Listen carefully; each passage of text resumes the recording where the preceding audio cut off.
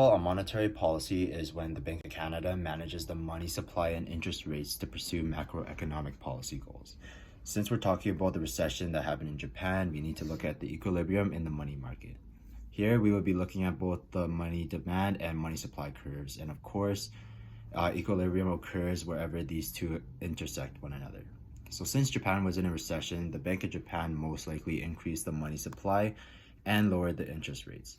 To better explain why the money stayed in banks, I'll make things simple and we'll say that Japan initially had their interest rates at 4% and they also had their money supply at 80 mil.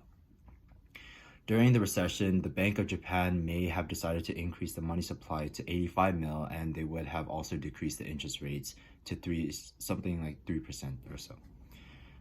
This increase in 5 million in household results in households and firms having more money than that of what they would normally have at interest rates at 4%.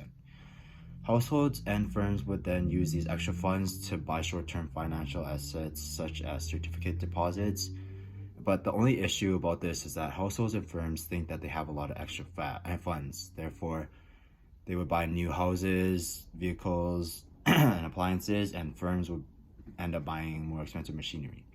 So normally when we look at recessions, we can normally tie together the idea of high unemployment rates. And this is just because many people are getting laid off because firms aren't getting as much profit as they would like. Now, if we continue off of the example earlier, those still currently with a job that made big purchases are still at risk of being laid off. And so when they do make big purchases and they get laid off afterwards, it doesn't really benefit the economy at all, and so the recession would continue and it may even worsen.